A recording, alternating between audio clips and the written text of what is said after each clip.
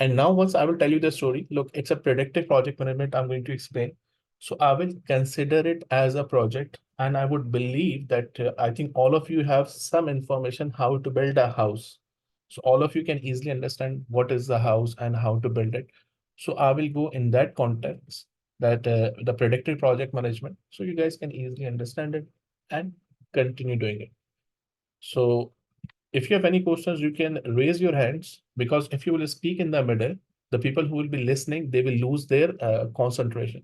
So once I finish, I'll give you the time to ask as many questions. If you have questions, write it down, because if you will speak, the flow will be broken.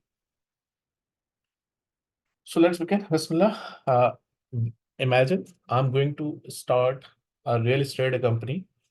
And for that, I don't know how to start. And I went to someone, to sponsors, to consultants, to designer, that I have some money and I want to invest it, or I want to start my career as an entrepreneur and training in the real estate industry. So to start any project, we know that first we need to set the vision and mission of our organization, which is like, as I said, I want to start a real estate business because I have some money, or I can arrange the funds, or I have sponsors available with me and they want to invest. Why you want to invest the money? It always goes, it always goes with the perspective of the human, that what is the purpose of going into the real estate? Is there any vision that you want to provide good homes? I don't want to go in those these typical business thing, but like I was listening to one of the person, that's why I'm using this story. He started the first Sharia compliant type of real estate company where people will not pay interest to the people, to the mortgage society. So he said that I found out, he started his business 5 years ago, I think. So he said that when I came into this industry, I found out that real estate people are actually uh, what we call it, robbing the normal people.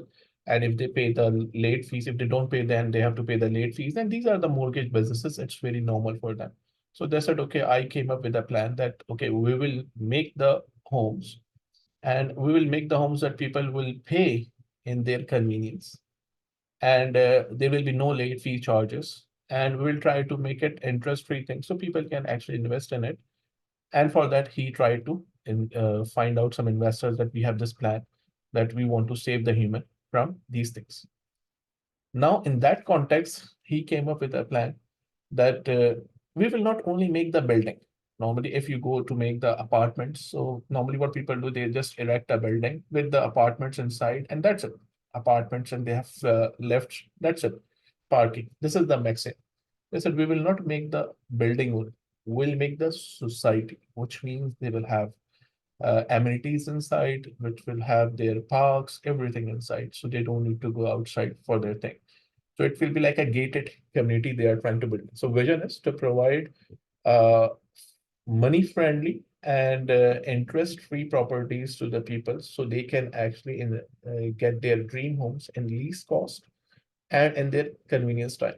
So this is the vision of the organization we created. And based upon that, we said, okay, we will do multiple projects. I'm not going to the program and portfolios. You guys already know program is a set of related projects, while portfolio is independent projects and programs collection.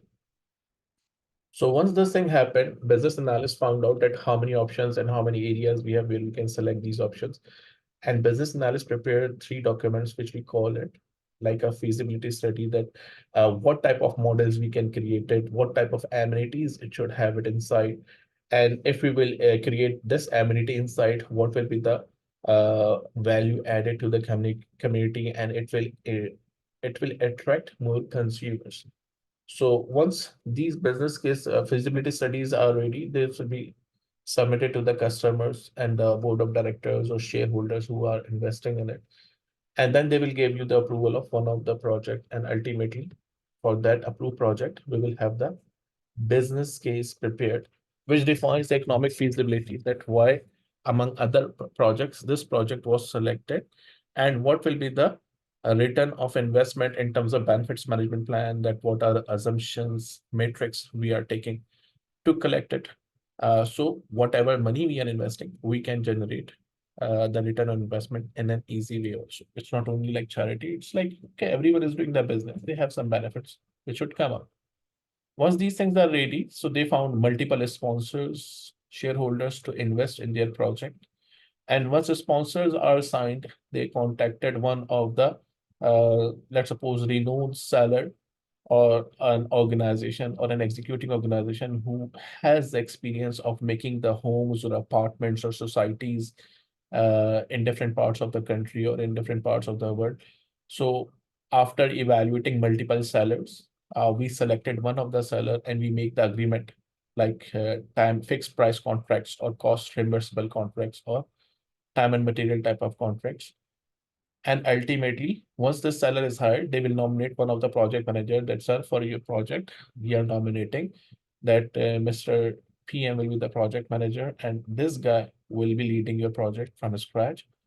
And to support the project manager, we will establish, if they don't have any PMO, so we will establish a PMO which might have the authority as supportive, controlling, or directive. Supportive means providing the guidance only to project manager because project manager is experienced, or controlling, which means that moderately experienced project manager, but it requires more support from the PMO to complete the projects. Or it could be directive PMO, which means that project manager will not make the decisions. They will be made by the PMO itself.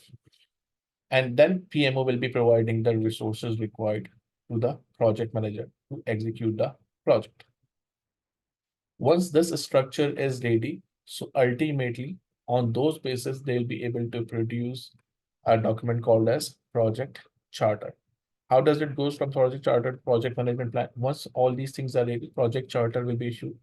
And we know the concept of project charter. Project charter means it will have the high level objectives, and they are all coming from our feasibility study, business case, and benefits management plan. That why this project is being undertaken, what are the compliance requirement, that what quality we should accept it, what are the exclusion requirement that we should not include in our project, what should be the major milestones of the project, how much cost we need, how much is the start date and end date for the project. These things will be defined in the charter.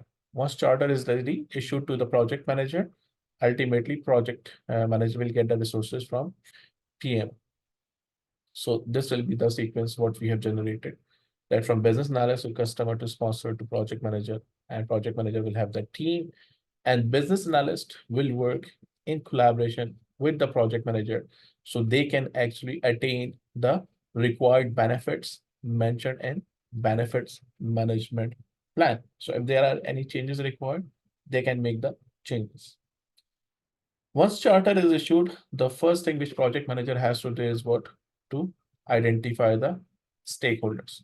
And once they identify the stakeholders, for that they need the experts from the PMO or from the outside of the society. So ultimately they can gather the feedback. So imagine PMO has released the initial resources and now they are discussing after placing the project charter in the center that what we can do. So ultimately, all these people who have relation to their knowledge areas or to their expertise, like planning manager will come up with the scope and a schedule, and finance manager will come with the budgets, and quality manager will come with the quality requirements of the project. Resource manager will come up with the resource requirement of the project. Risk management will come up with the risk requirement. Procurement will come with the strategy that we will do the whole project by ourselves, or we will outsource the portion of it, or all of it, or we will have multiple vendors working with it. And who will be our stakeholders? Who are the stakeholders? Anyone who is being impacted or will be impacted by the project or its outcome. So in terms of process, I try to create it today. As I said before starting this session, I created this. That first thing we will do what? Project charter. And once you become the project manager, your first task is to identify the stakeholders. Once this thing is ready, and we have now charter, and we have a document called as stakeholder register, where we have enlist the stakeholders based upon their power, interest, influence, importance, and based upon their engagements that unaware, resistant, supportive, neutral, or leading. Then we prepare our plans accordingly and we start working to produce the project management plan. Project management plan is the comprehensive plan which has the input and output to all management plans. We have 10 knowledge areas, right? STC, QRR, PICS. So all these management plans actually defines how we will do this specific thing, like scope management plan. In plan scope management process, I will produce a document, a scope management plan and requirements management plan, that how the scope will be prepared and how the requirements will be gathered. Schedule management plan, how the schedule will be prepared. We will go with the critical path method or critical chain method. Cost management plan, we will go with the rough order magnitude, or we will go with the definitive estimates, or we will go with the phase estimates. Quality management plan, which type of quality we will be using throughout the project. What will be the cost of quality? And cost of quality is equals to cost of conformance plus cost of non-conformance. Risk management plan, what will be the criteria for risk? What will be the threshold that below this, it will not be considered as a risk? What will be the tolerance level? What will be the risk capacity of the stakeholders? And we will define it with the equation P multiplied by probability multiplied by impact. Then we will have our resource management plan, that what type of resources we need. Procurement management plan, that we will go with the fixed price contracts with the cost reimbursable contracts if the scope of work is not clear, or time and material type of contract for expert consultations. And a stakeholder engagement, which means how to engage which type of stakeholders, what information will be provided to who people, and this will be mentioned in communication management plan, who need what information, how and when and in which format. So once these management plans are ready, so what we are going to do is, the first thing, we start with always scope management plan. And based upon a scope management plan and collect requirements management plan, we will start collecting the requirements. Once requirements are collected, we plot them in a document called as requirement traceability matrix. So we can track the requirements from their origin to destination. Then we'll be able to define a scope, which will have the product scope, project scope, acceptance criteria, inclusion criteria, and exclusion criteria, definition of done if it is required, definition of ready. Then we will create a WBS, which have multiple levels. Level 1, the project name. Level 2, the control accounts for the costing. And level 3 is planning package or work package. Planning package, we don't have enough information. Work package, we have complete information about activities, resource requirement, and everything. So once we have the work package, we will start defining the activities. And we will have a document called as activity list and milestone list. Once we have activities, we will do what? Sequencing of the activities, which means finish to start, start to start, finish to finish, or start to finish. Once we have sequences, then we will estimate their durations, which means I will use analogous from past, parametric by math, bottom up, detailed, or if we have uncertainties, we will use 3-point estimation, which is O plus N plus P divided by 3 as simple average, or O plus 4M plus P divided by 6 as beta or PERT duration. Once we have estimations, so we'll make the schedule. We can make the schedule with critical path, with critical chain method. Critical path, the least project duration, or critical chain method, we allocate buffers for the reserve analysis.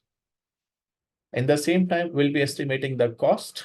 And to estimate the cost, we have rough order magnitude, which is minus 25 to plus 75% correct. Or we can go with the definitive estimates, which is minus 5 to plus 10% accurate. And ultimately, based upon that, we'll be able to determine the budget.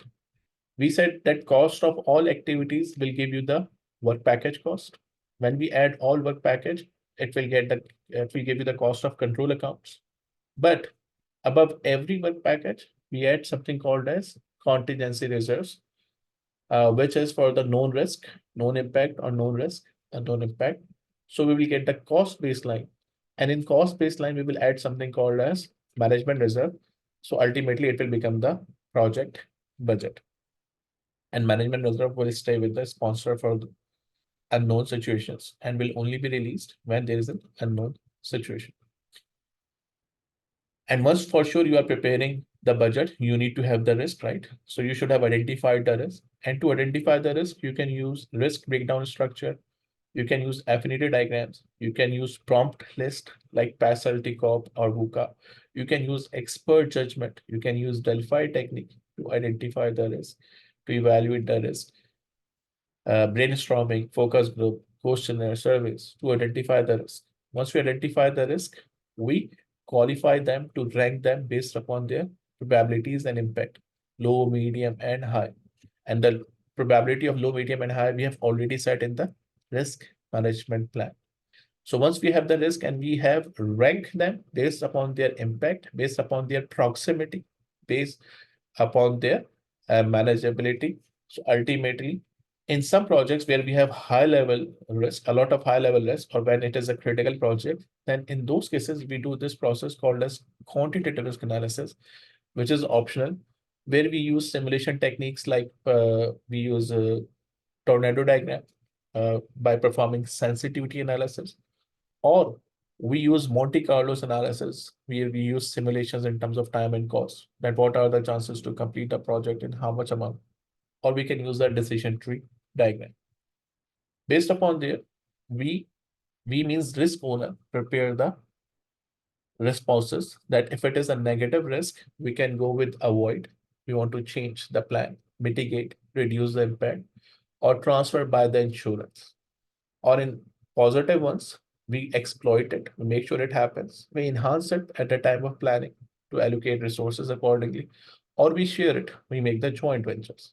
And in both cases, what we do, we can escalate to the appropriate level. That's what we call it integrated risk management. That risk should be allocated to their appropriate level so they can be handled at their own level. Like if it is benefit related risk, program manager or sponsor should handle it. If it is a strategic objectives, so portfolio should handle it. If it is governance level, then PMO should handle it. And if it is organizational strategic objectives, then OPM should handle it. And they have the criteria how to handle specific type of risk. Once you have the responses, you will be preparing your resources also at the same time. That which type of resources you need. They should be PMP certified or electrical certified and so on. And then you will estimate how many of them you need to complete an activity.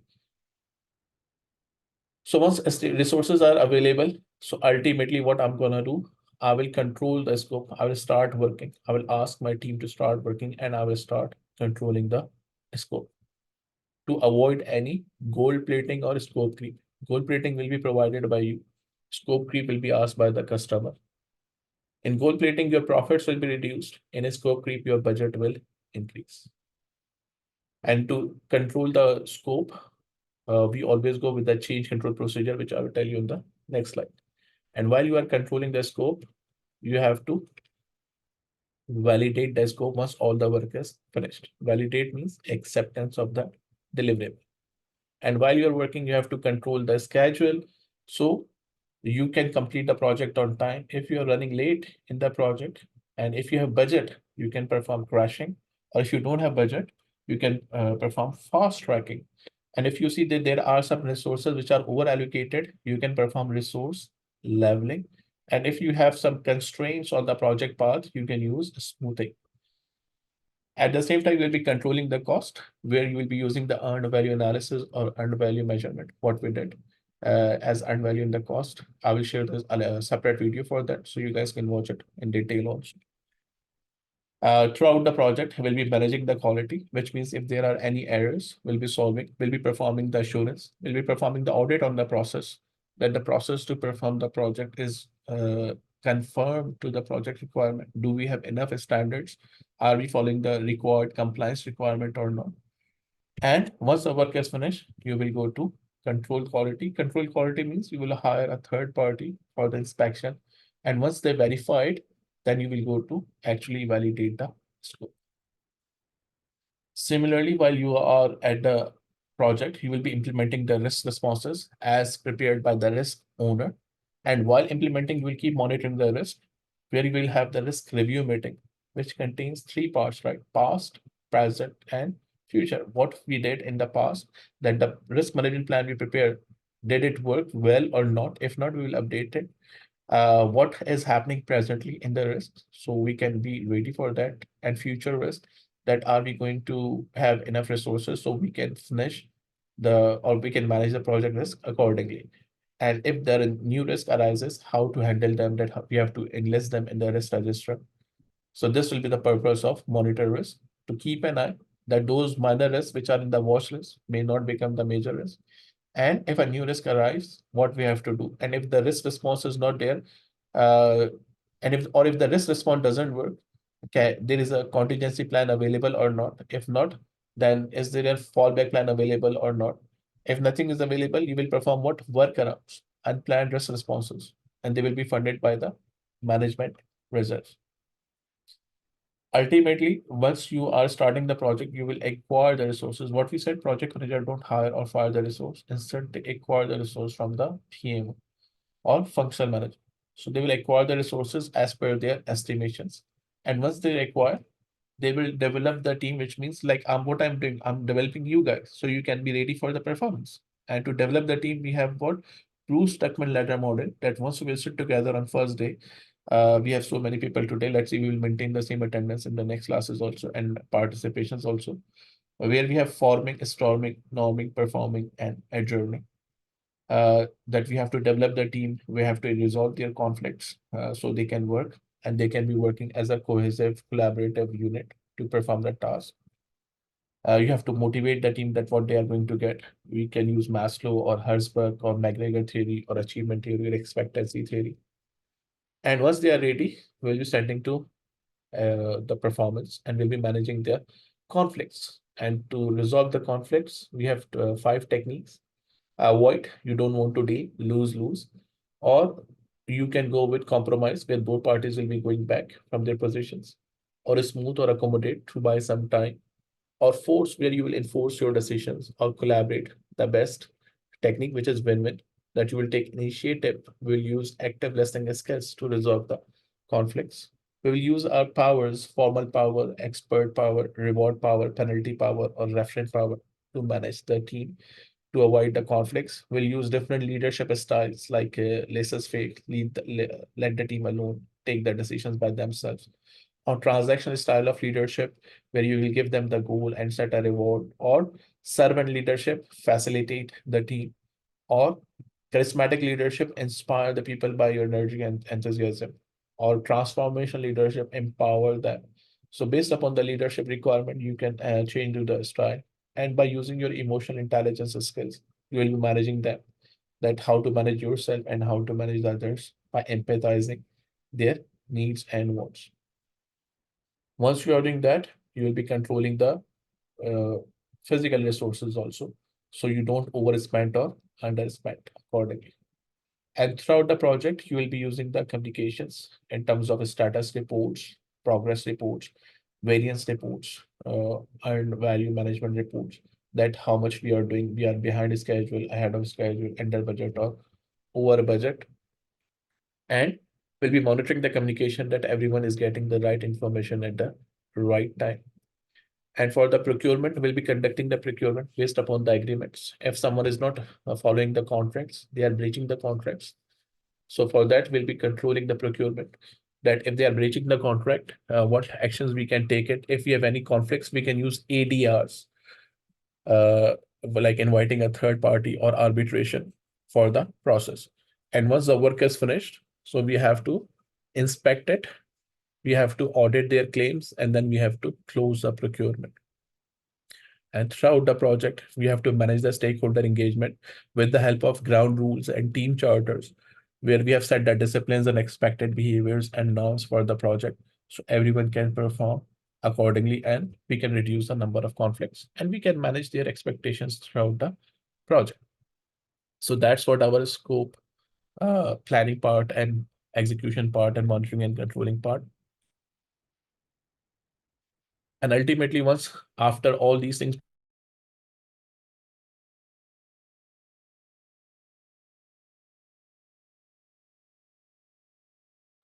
okay, we were here, I guess, right? You guys were listening till here. Develop project management plan. And once project management plan is ready, I will ask my team.